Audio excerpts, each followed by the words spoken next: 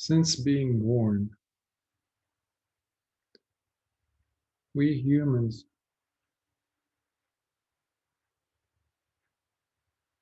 are thrown into a very precarious position. So many threatening conditions surrounding us. Conditions like breathing something new, or breathing oxygen, nitrogen, etc. Suddenly we have to negotiate with this thing called gravity, and the fact that we have almost zero control over our limbs, hands, toes, fingers, legs. Most of us can't even open our eyes. Even if we were able to, we can't see much. So we're just a blob of stuff, protoplasm, some things put together, a very fragile state. Probably we're one of the weakest, if not the weakest, in all biological species, I would say. That at the moment of our birth, we can't, let's say, like a giraffe or a deer, quickly make our way up, stand up, and get ready to run because there's some predators coming at us.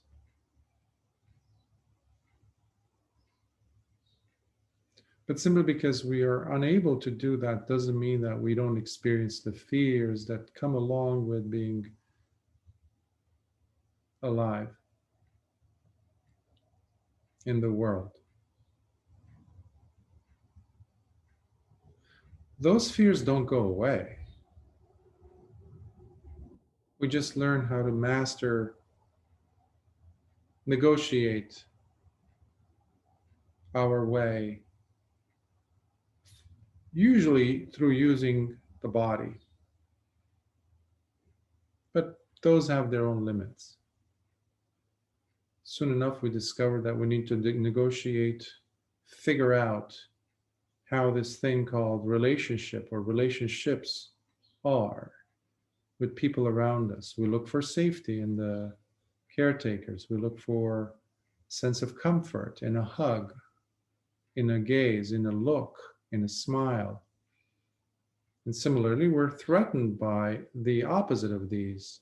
Whatever we're expecting, when we don't get it, we brace for impact, run away from, or even attack to protect ourselves. Again, these things don't go away, these tendencies. And then we go into the realm of thinking, concepts, abstractions, philosophical viewpoints, concepts, notions, interpretations, narratives, as the brain is getting more and more mature. But the fears don't go away.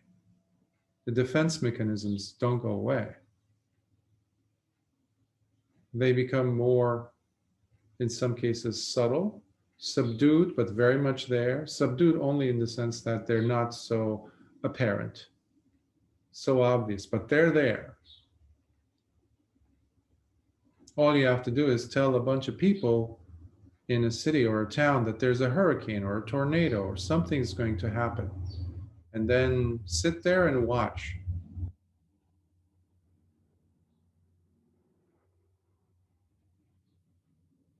Suddenly, human beings who are supposed to be civilized, cultured, are fighting over rolls of toilet paper, trying to scramble and get that last can of tuna or loaf of bread from the shelf before somebody else does. There goes a few billion years of evolution. But where did that come from? It was always there. It didn't go anywhere. By nature, we are fearful. We're afraid. I mean, look around you. Just this world is not the most safest place. Existing is not the safest place. Just your body, you have trillions of cells. Trillions. And there's so much going on in each of these cells. Plus, we have the outside environments to negotiate and to deal with without panicking. And here is Bhante saying constantly, annoyingly perhaps, keep smiling.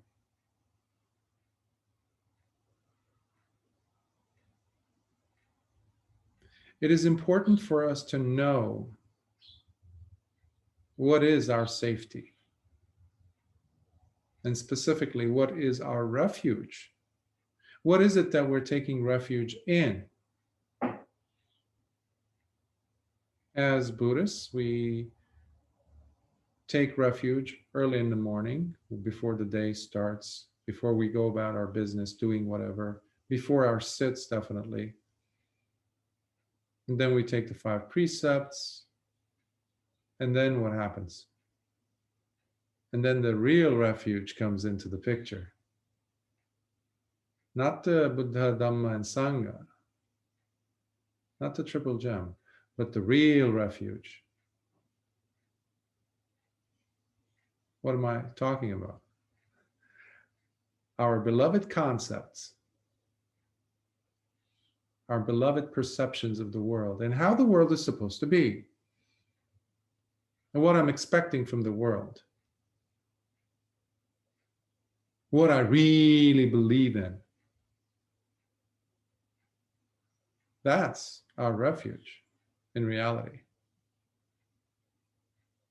But we have to start somewhere. When you're starting a journey, you have to start somewhere. And we start from where we are.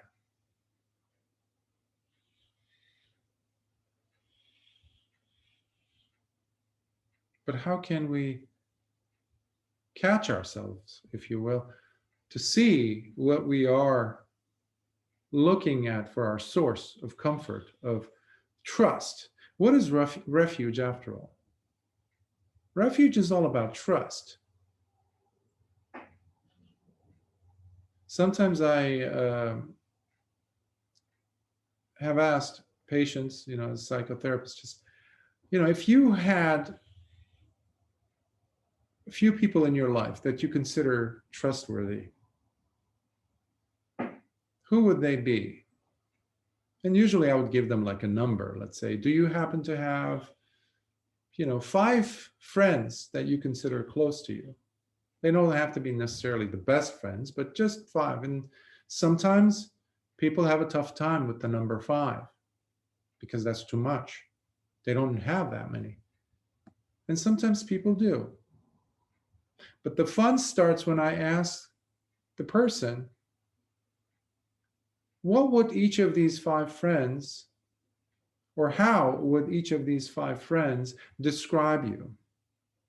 Using one single word. And sometimes people really have a hard time. Because I also add the caveat, these 5 friends, the word that each of them is going to say has to be something positive about you. Oh, that's a tough one. Because now the person is struggling. In fact, to the point where some people have said, could we, and after waiting for them to come up with those 5 or even 3, it's like a wall they can't penetrate.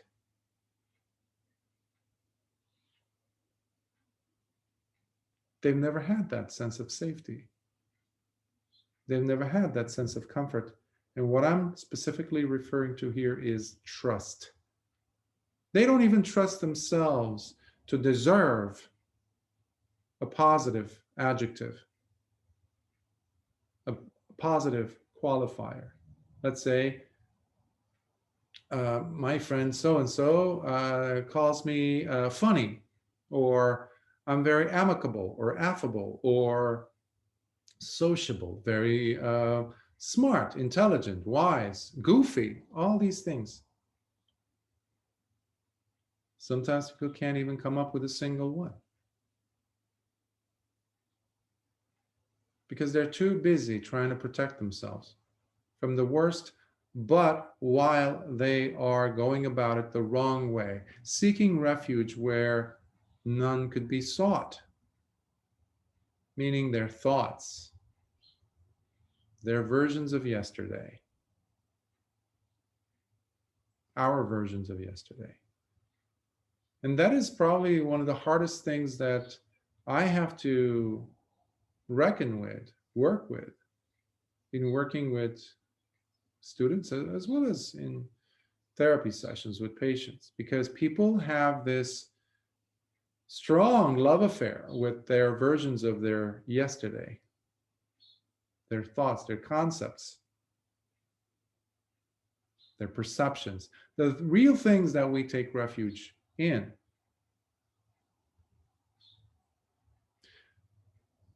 But the person says, well, Bhante, I've been meditating for 10 years, 20 years, 40 years. So I must have improved somehow.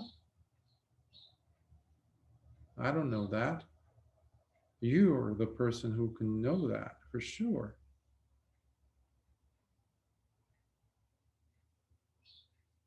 So one of the things that I would ask a person in such a interaction, I would say, is meditation being treated like another form of rites and ritual? Aha. Most of us are going to be flat out, adamantly against such a notion even. How could you say that? Because I'm civilized, I'm educated. I don't believe in rites and rituals. I have several acronyms behind my name, different titles. I have several degrees, diplomas. I have a prestigious position in society. How could I believe in this nonsense of rites and rituals?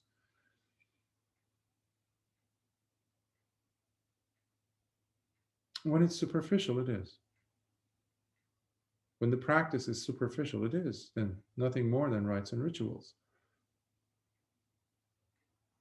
It's just very thin smear of meaningless, ultimately, set of activities. But how could we say that for sure? When we look at the quality of the person's life, whether the mindfulness that they're practicing, meditation that they're practicing, is really effectively taking shape in those moments where they are faced with a fearful situation. Not necessarily life-threateningly fearful, physically, biologically, existentially, but nevertheless, it can be psychological, emotional, the sense of uncertainty where the mind starts getting agitated. What does the person go and hold on to in those moments? That tells us whether the meditation practice is really delivering something good to the person, whether it is going outside the confines of rites and rituals or not. That's how we can know. It's not the shaved head, the robes, certain interesting lifestyle. It's not the fact that some of us go and do millions of retreats a year, read suttas or do this or that. It's none of those things ultimately, because these are also aspects of a rites and ritual. What the person really falls back on as their refuge.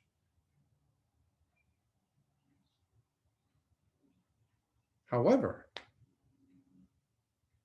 in those moments where the person finds themselves when they're right there in the junction, they're right there in the crosshairs of life, where some fear shows up, an unexpected situation, circumstance takes place, and the person just falls back, sees the thoughts, sees the old tendencies, sees their old versions of themselves, and they say, you know what? That is like my old room that I am walking out of into this moment, this new moment that is greeting me now. It's like leaving one room and walking into the other. I've always been fascinated with that very simple, almost banal phenomenon of walking from one room to the next, even if it's in your own house. Because it is like, I know the confines, I know the walls, the ceiling, the ground, I know the contents of this room. And I've been here for, let's say, 6-7 hours, if you were sleeping there, let's say. And I'm about to leave this room. There's got to be some level of trust. And trust also brings with it some level of courage. Perhaps also some level of curiosity. Because I'm about to leave my old version of myself behind and walk into another set of possibilities. Now, there's a lot of symbolism here. Yes, metaphors, similes, fine. But it is mindfulness that keeps its attention on these states of mind, states of being, states of feeling, states of perceiving, as it goes from one moment to the next. In this case, using this simile, from one room to the next. And it is those courageous moments, in those moments, that we can understand and see what is really going on. This is what Lord Buddha said, Yatha bhutang pajanati, to see how things are taking place. But there's got to be that trust of wanting to go the distance, of wanting to say, you know what, I'm not going to take refuge in my old way of conceiving, perceiving the story, and I'm going to keep an open, clean sheet of paper here, of possibilities.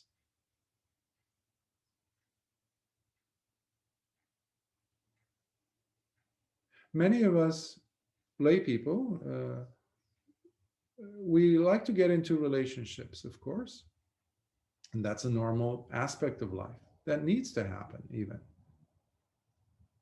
for the health of the and the well-being of the person, the mind, the heart, the emotions, etc.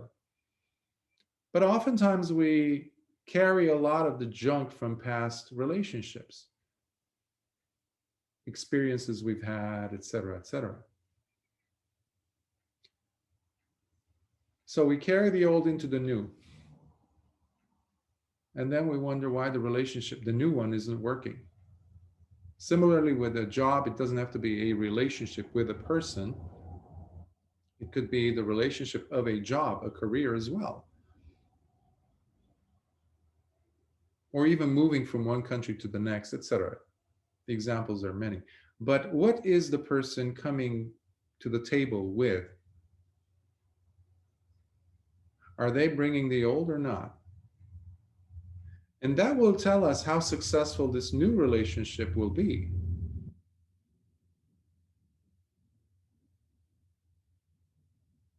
But we don't know what it is yet. So we must bring something, right? And this is me holding on to that one room while trying to get into the other room. And how successful is that going to be? That's where relationships don't work. That's why we say, oh, this person is exactly like the other person that I had in my life. Well, yeah, because that other person never left the scene. You brought them, you never left them. You're still holding on to that person, even if it's bad qualities that you're running away from.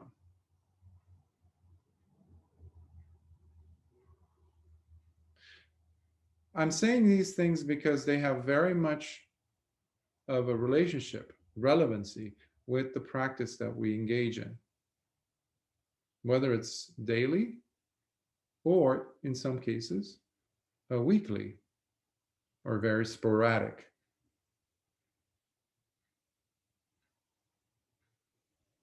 Because am I trying to continue where I left off? Or am I sitting as if it's my very first sit ever? Is it a clean slate? Because every time you sit, every time you're even having a moment of mindfulness with a set of circumstances in life, it is building a new relationship. It's like a clean slate. It never happened before.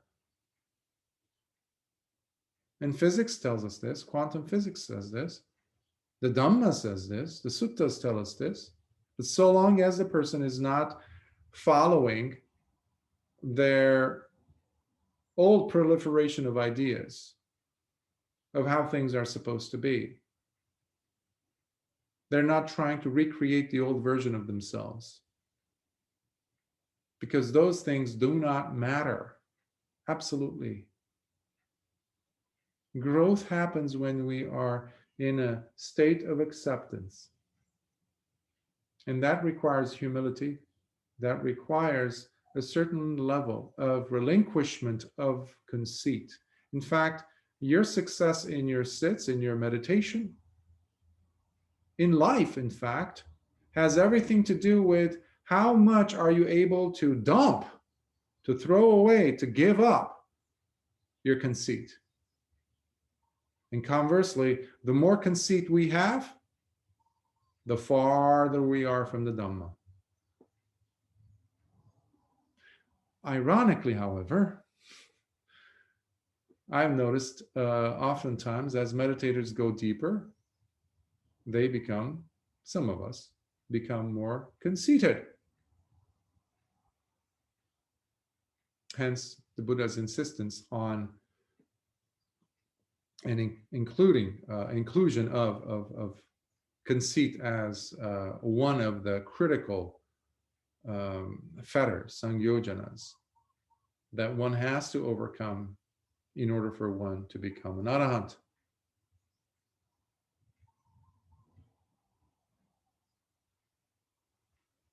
So all these different images, similes, metaphors that I'm trying to tap into, use, are my attempts at highlighting that the spiritual path has to be inspiring for us. We need to be inspired, folks.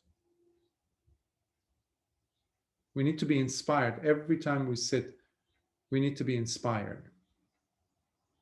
Every time, every moment of mindfulness must be an opportunity for becoming inspired.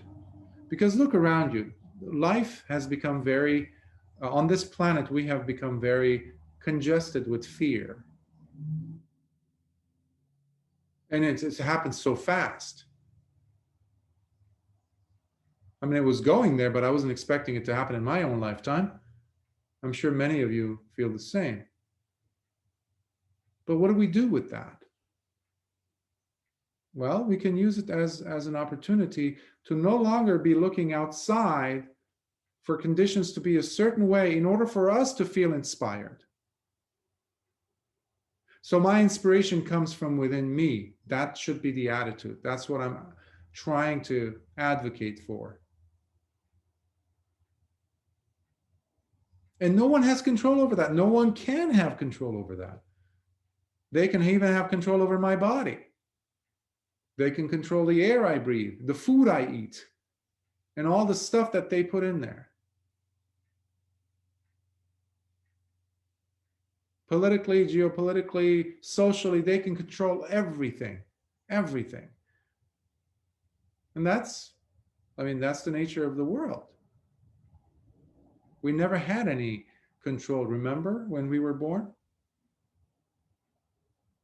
We didn't control the quality of the oxygen or the air we were now forced to breathe the moment we came out of the womb, or what type of a ground we were going to land on, or what kind of a mother and father were we going to meet. None of these things were under our control, per se. So this is not like totally new set of circumstances we're encountering. But at least these situations could help us finally to look at what really needs to be inspiring, and that is the choices we make with our own thoughts, with our own feelings, our own attitudes as to how we want to live whatever remainder we have of this life. And that, I think, could calm us down a little bit, could make us less restless. Because restlessness also comes from the need to control the other outside circumstances.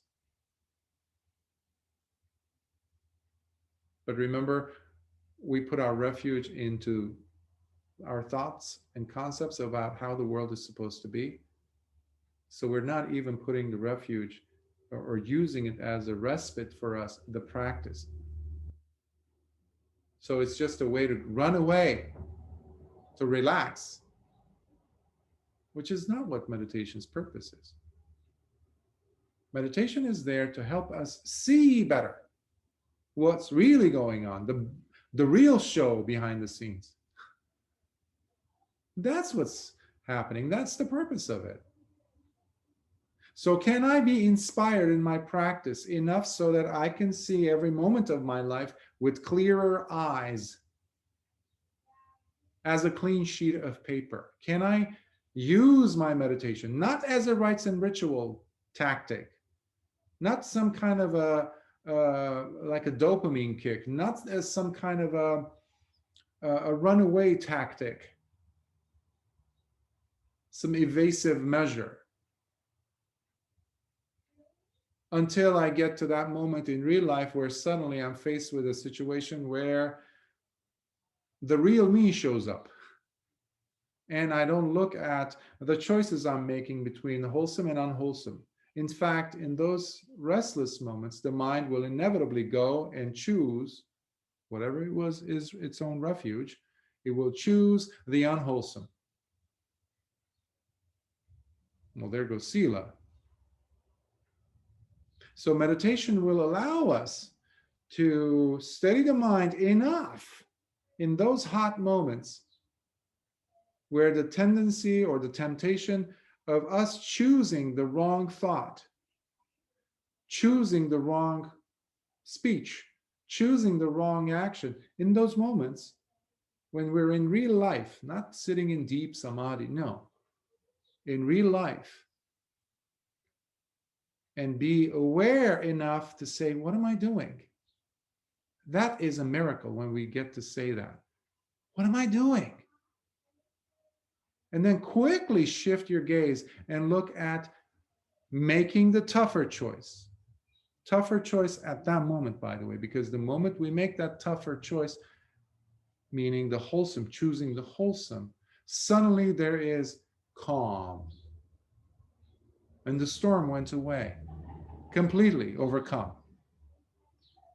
And these tiny little victories are the things that make us stronger and stronger warriors. Courage shows up, develops, and we find more and more of a stronger refuge, a sense of refuge and respite in us. At that point, we look around and we see that the world, despite all its craziness, it's really not that effective in dislodging us, flipping us over.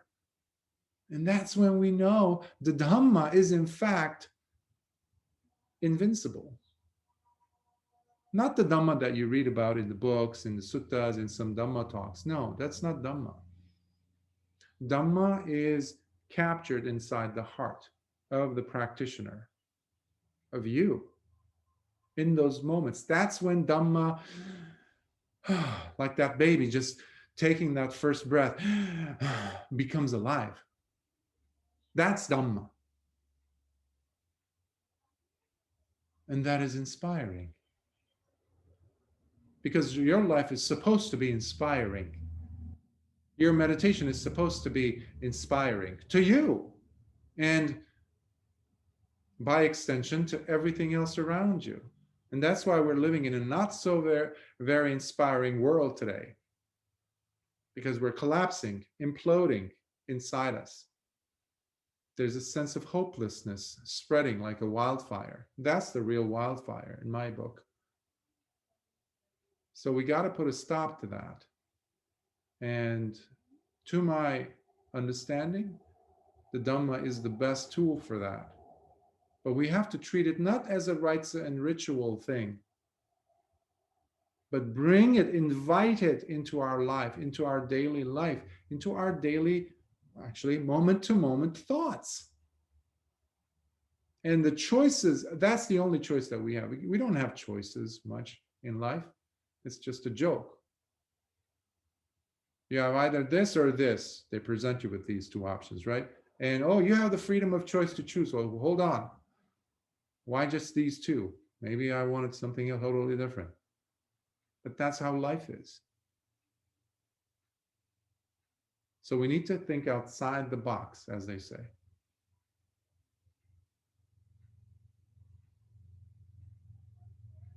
And what that also involves is us treating the meditation practice specifically with a certain level of joy. Now, this is tough for many of us, but it has a huge return if we're able to do that. And one image, or actually, I'm going to try to give you a few images if I can, that can help you to overcome sloth and drowsiness, inattention, sleepiness. And I'm not just talking about sitting practice in life, to maintain that sense of mindfulness throughout, is to treat the practice as if you're at the airport and you're about to meet your childhood friend that you have bonded with so well. He or she is your very, very best friend, the most important person on the planet, let's say, for you. And they're about to walk out of the gate and to come and greet you. Now, if that is supposed to happen, would you start to kind of droop down like you do in meditation? I really doubt that. Your eyes are going to be open like this, like an owl, just like looking, just waiting to see that friend. That eagerness, it's so inspiring. Can you bring that mindset in your sit? Or in those moments that you know that mindfulness slips from you, let's say in your daily life, and you want to be mindful in those moments, whether it's work related or something else. That's where it really matters. That's the real battlefield to overcome ignorance. And that's what avidya is. Avidya doesn't mean a person has Alzheimer's or is just dumb. I mean, there are aspects of avidya, but they're not it. Avidya means not being able to be present with wisdom. And wisdom cannot happen unless there's mindfulness, an awareness of the situation fully.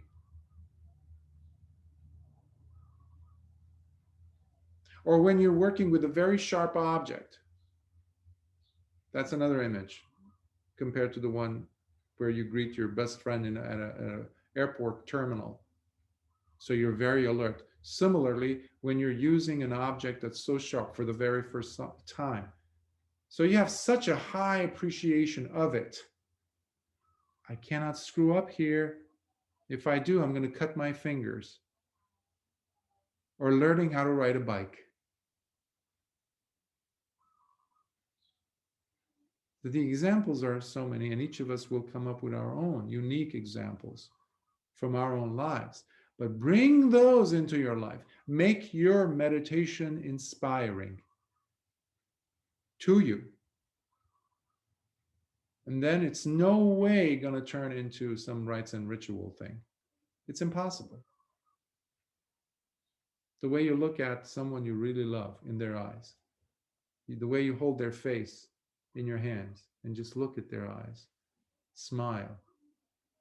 Or when you're about to say your final goodbye to them. Oh, that's a tough one, isn't it? Can you treat your meditation like that? And as you practice more and more, can you even treat each moment like that? That's how the Arahants live their lives. That's why they couldn't make new karma, because they were so there, fully there. That's why Lord Buddha told Bahya Daruchirya. Bahya, when seeing, just see. When hearing, just hear. That's it. Don't make up stories and then go and pay respects to those thoughts and treat them as your refuge. Let's stop doing that. There's so much belief in our concepts. So let's drop that. That's not the real refuge. The real refuge is within you, in the practice that you're doing, where Dhamma comes alive. And that's why when the person reaches that moment where that confidence is so strong, it is overwhelming. There's not a tiny little millimeter square that is not touched by that faith. And the person's life completely changes. They pass the point of no return. And we call them sotapanna at that moment. And they can never go back. A big sigh of relief happens. Genuine. And no one has to come and confirm it for you. You know, because you're now a total different person. So I would like to pause here and encourage you to, I know it's I don't want it to sound like, live lives that are inspiring. I know many people have said some things similar to that probably, but can you make your meditation practice new every single time? Just let's start with the new. Forget about the inspiring. Just new. Can you make each sitting new for you? And then allow more possibilities of the unknown reveal itself, like you walking out of the old room into the new one. And then lovely things start to happen. And then you have more of a tolerance and appreciation, patience, forgiveness to things that are happening that you don't want to happen. You don't want to have restlessness happen, of course. But there's so much energy in restlessness that's begging for us to use, because the next part of the journey on your path will need that extra set of fuel that restlessness has. But you cannot tap into that fuel unless the mind settles down. So talk to that restlessness. Just caress it. Say, it's okay, it's okay. And then all that fuel is going to seep into you, and your practice is really going to flow better than it did before. But you have to let go of your past experiences. You must allow the mind to just settle and not hold on to your concepts of Yes, that was the highlight of my sit of my life. That was the best sit. No, no, no, no, drop it. You didn't know that was going to happen when it did happen. There's more things waiting for you. You have to allow the mind to settle with trust and courage. And that's when meditation becomes inspiring. That's when your practice becomes your life. That's when the Dhamma inside your heart becomes the true refuge, which life will confirm to you every single time you're aware of it. So I will pause here and see if there's any thoughts, questions, comments.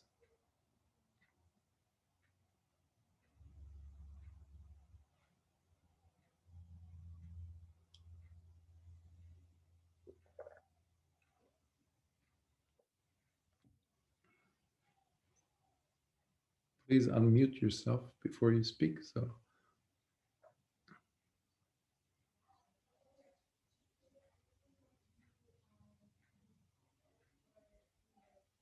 perhaps you want to sit some more.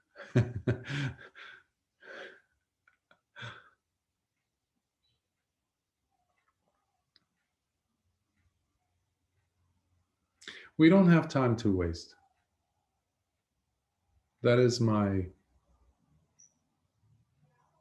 daily, I guess life is confirming it for me every single day. That's what I'm trying to say. And we have to give it our all, whatever is left of it, anyhow. But at the same time, learning the finesse of not going too strong into it, not forcefully, no, but intentionally and with patience and perseverance, like a caring person, whether it's a parent, a teacher, somebody who's just watching, and they are being hurled at with insults, for example, in a classroom or a child. But you're seeing the farther picture, the bigger picture, and you're saying it's okay. So in our practice, it's crucial for us to not become overwhelmed by the circumstances we're in, and take as many moments, as many timeouts as possible to replenish our energy, and not to count on, well, yesterday or this morning my sit was so good, I'm so relaxed, I think I can face the whole entire world. No. Take a moment. Take a moment, breathe, and check in with yourself to see whether the thing you're about to choose, whether it's a wholesome or unwholesome thought, is going to leave you with a positive set of consequences. That's why we choose the wholesome out of the unwholesome.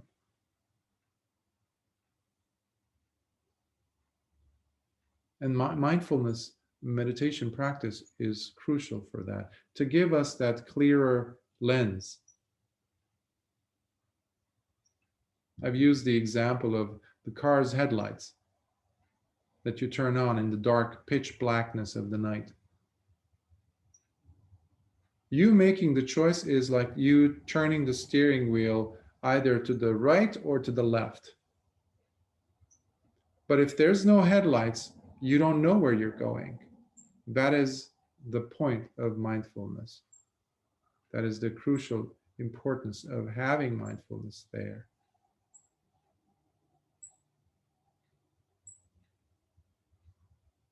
That is also taking responsibility of our lives. And the more we do this, the more it turns into our comfortable respite.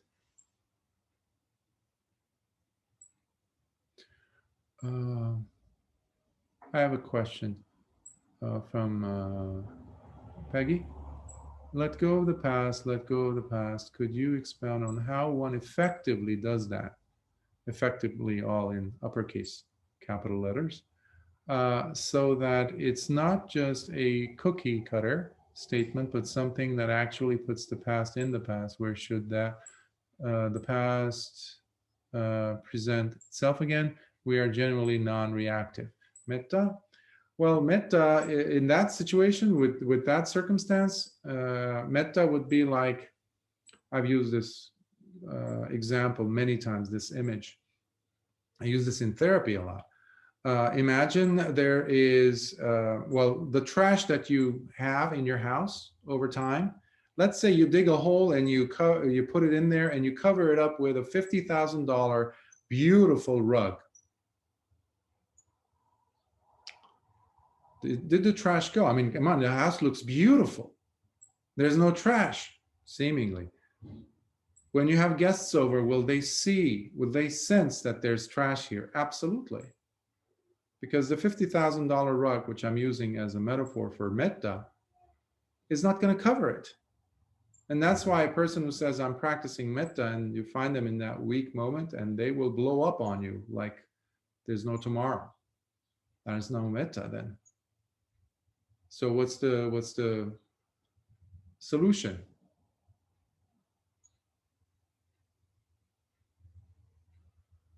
The solution is to go back to my own relationship to the past. Because the past is dead and gone, but not exactly. So long as I'm walking out of that old room with the room inside, the contents, I'm going to take them into the new room. The contents have to be left behind. That's easier said than done, right? So some people say, oh, just drop it. Oh, I dropped it. That used to annoy me a lot years ago. How do you drop it? Especially when I had PTSD, trauma, all that. Oh, just drop it. That can be quite insulting, in fact. But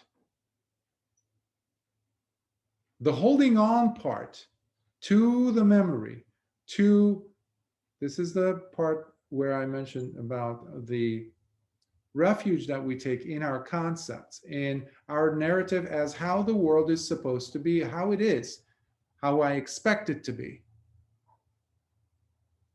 That is the problem, not the event, because the event has taken place, it's dead and gone. This is something that in researching trauma, for example, I've discovered, and many other people have discovered the same thing, where the event itself of the trauma, or traumas, plural, have happened in the past.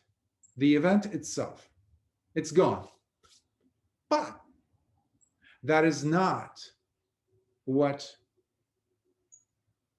is really driving the trauma into my veins every single time.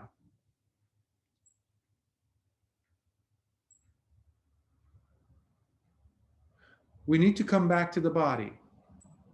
We need to come back to very basic steps in being mindful. Now, the problem is many of us just treat meditation, different types of, even some things like 12-step programs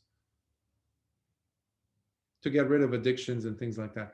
We just look at them on the surface level, or we even try to memorize them. That's something that we like to do, and we think that we're doing it. But deep down, the trash has never left the building. It's there. In fact, it's in the center of our living room. So long as we are not practicing, and that means practicing on a daily basis. Because the person is more committed to re-experiencing the trauma because they have found identification, a new identification in life, but only in the presence of the trauma. So you cannot separate the trauma from them.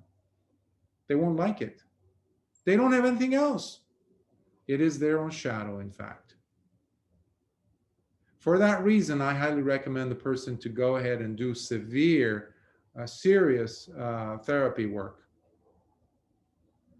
So I always tell people who come to me with issues like that to go back and not expect Dhamma to come and help, because the Dhamma is not going to be solution to everything when we have different starting points. Some people are shocked when I say this. I mean, Bhikkhu, this, that, you're teaching Dhamma. How could you? Well, it's a fact. Because I'm also a psychotherapist. We need to know what works where and how. At least for a while, the person also, in collaboration with their own individual meditation practice, they need to also go and get individual therapy.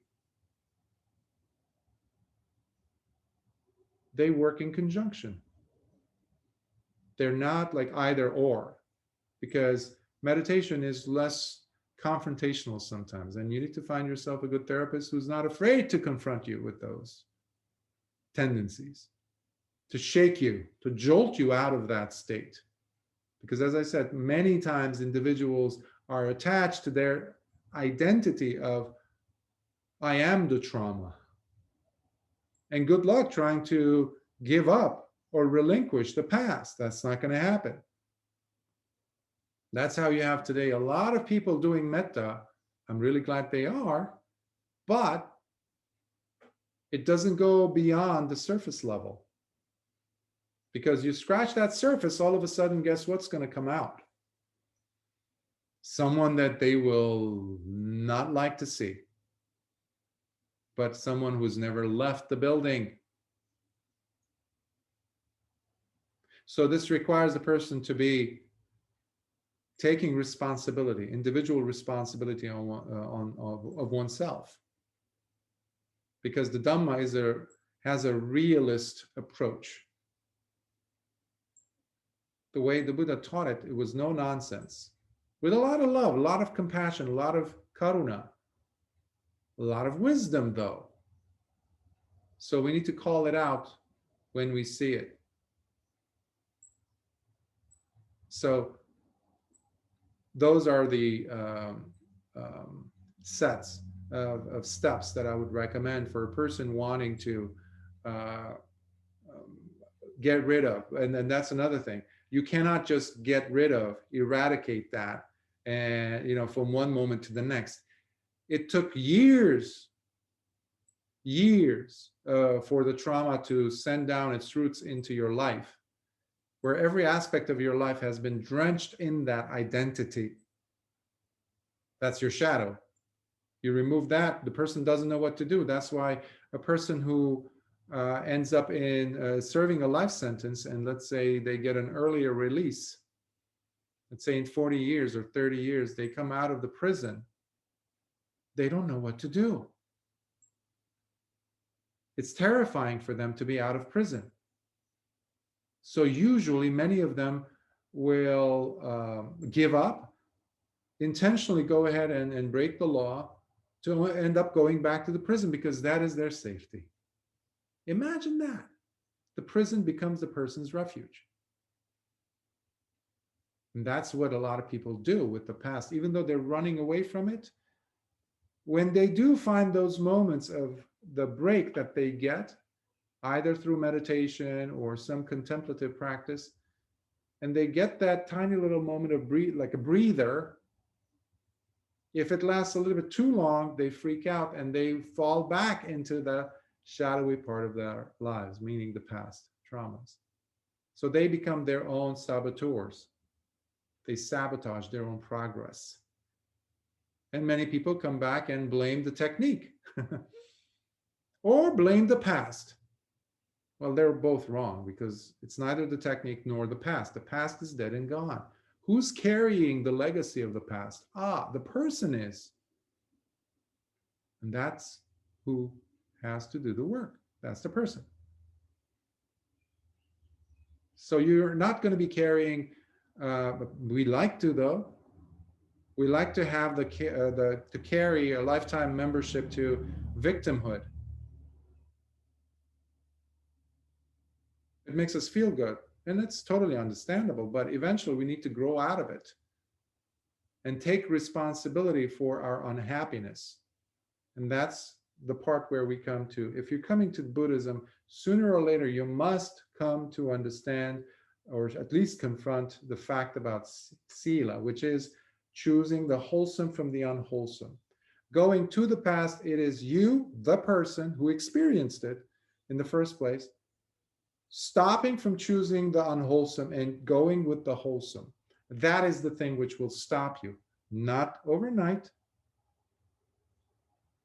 But the more you do this, it creates a different neural network in your brain, literally, where now the brain, your mind, starts trusting this other set of circumstances. And now it finds a different identity, an identity of safety and comfort, not of pain, not of the past trauma, but something new. That is where the past is no longer the past. And you look and you already have let go. You didn't even say the words and it's let go of. But it's not a one-time thing. The more this happens, the more it becomes so natural. It's like walking or riding a bike. You never think about it. Eventually you're like riding it and you get home and you've ridden the bike for about an hour. You don't even remember how you did it, but you did it. But when we first started, we were very precarious. It's the same methodology. So taking responsibility and choosing the wholesome from the unwholesome, and just focusing on repeating that, making it the new trend of the mind, the new habit. And that's when we're living in the present, not in the past. Because there's no other, there's no medication for it. So therapy and meditation will help. Eventually, the therapy might not be necessary because it's done its job right. What I see is a lot of students sometimes come into the Dhamma wanting the Dhamma to be the all, the end all for everything. And that's a problem. Because they have other issues, psychological, emotional, whatever. So the Dhamma cannot cover for that. For that, we need to look at other means, and that's where the therapy comes in. Because anyhow, we have other aspects of our lives. It's not just like we meditate, sit all the time. We have relationships, we have connections, we have work to do as lay people and as bhikkhus. Different kind of work, hopefully. So we accept those other aspects or facets of our lives. But when it comes to healing, we say, no, the Dhamma is enough. Well, no, that's copying out. That's like cowardly even, because we're running away from doing the dirty work. The dirty work in this case is going into the trash that's in the living room and using your hands to lift them up and taking them outside and throwing them into the recycling bin or garbage thing and cleaning up the house. It requires you to get your hands dirty, meaning therapeutic interventions have to be applied. Tools that you learn in therapy sessions are essential by someone who is licensed, someone who knows what they're doing, and giving you tools that are specific and also unafraid to confront you with them. When you're not doing your work, they will tell you, they will call you up on it. You can't escape. Why? Because it's your pain that you're trying to understand and let go of. It's not theirs, it's not mine. And as you see this happen, you start seeing that there's less and less of the garbage in the middle of your living room. You don't even need the carpet at times. I mean, it's nice. But what you're doing also is you're allowing more room for loving kindness, for metta to happen inside your heart. Because you're now feeling, it smells nice in here, Yeah, it does. But that's going to be thanks to your own work. Unfortunately, many people like to stay within the confines of victimhood. And it's a terrible prison. And Dhamma can show that, can put the spotlight on that. But the person has to pull themselves out of that. So yeah, those are, I just gave you many tools there, many answers, different answers towards the same point. So I hope that could be useful to you. Any other thoughts, questions?